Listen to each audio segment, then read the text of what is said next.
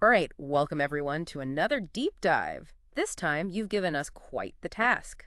All 10 matches from Liga Matchday 29. Forget wading through tons of articles and reports.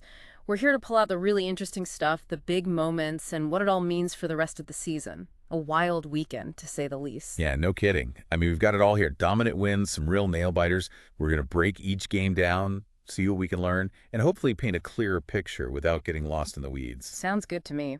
Let's kick things off with Saturday's games. First up, Real Sociedad edged out Valladolid 2-1, a close one at home. What stood out to you there? Well, Real Sociedad's attack was really impressive. They showed a lot of different ways to create chances, like that Oyarzabal goal from a set piece early on in the 23rd minute. Shows they've got a plan for those situations. But then Valladolid equalized right before the half, Weissman with a great individual effort. Real gut punch for Sociedad, right? Yeah, tough time to concede. How'd they respond in the second half? That's where experience comes in. Someone like David Silva. His assist for Izek's winner in the 78th minute, it wasn't just a pass, it was a moment of magic to unlock that Valladolid defense.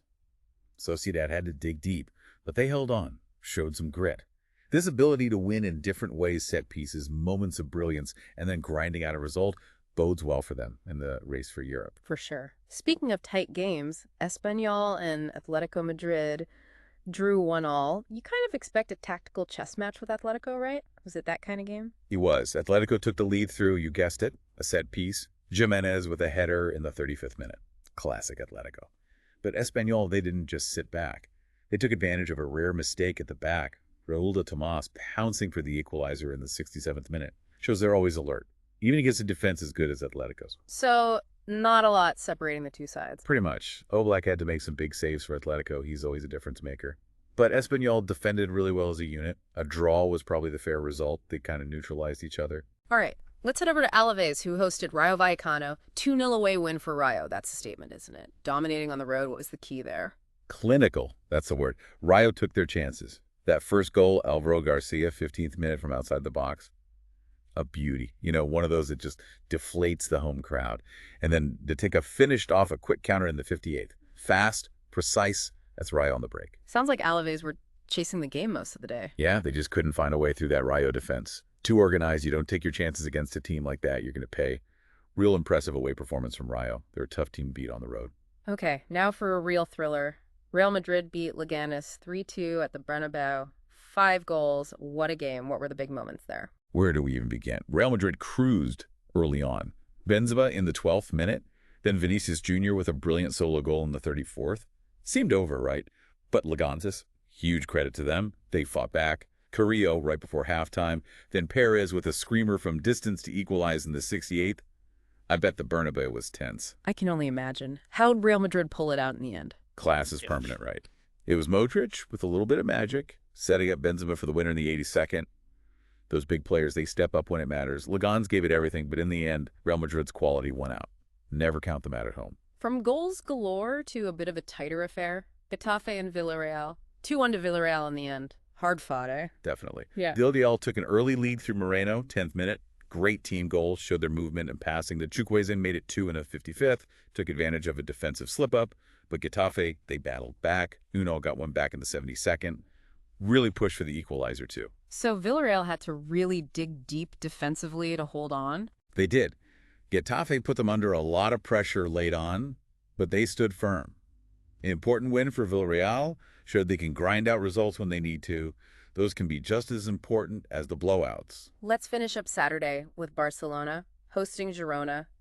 Dominant 4-1 win. A real statement for the title race, don't you think? 100%. They were on fire. Lewandowski opened the scoring, then Dembele with a rocket of a goal. Girona got one back before halftime, Stuani, but Barcelona never really looked troubled. I take it they kept the pressure on in the second half. They did. Pedri made it 3, then Fadi put the icing on the cake. All the reports say it was a really impressive performance. They just outclassed Girona. Barcelona are looking serious about winning this title.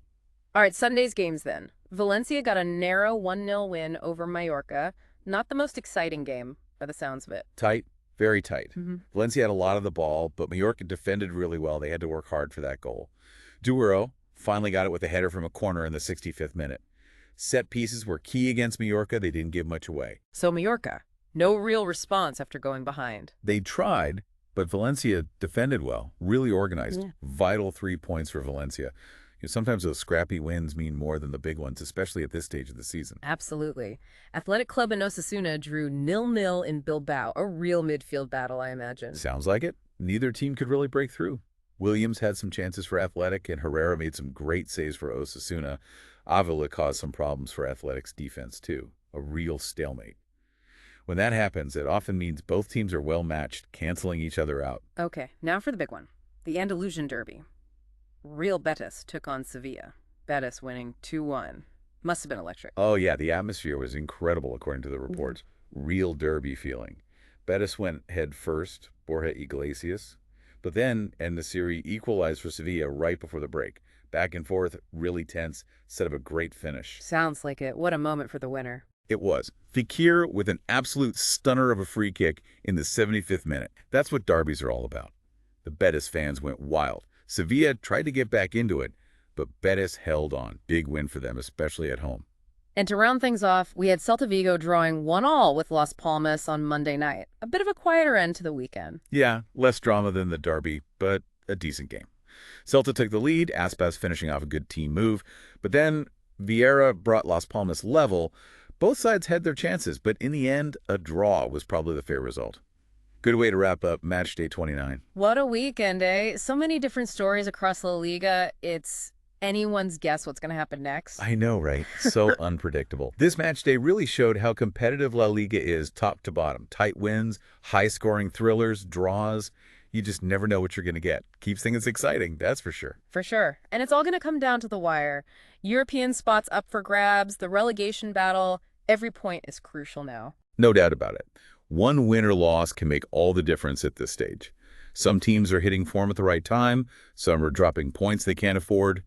We'll see how it all shakes out. Oh, that wraps up our deep dive on this crazy Match Day 29. And before we go, here's a thought for you. After everything we've seen, which player or even a tactical change do you think will have the biggest impact on the rest of the season? Something to think about until next time. Great question. Thanks for joining us, everyone. Catch you on the next deep dive.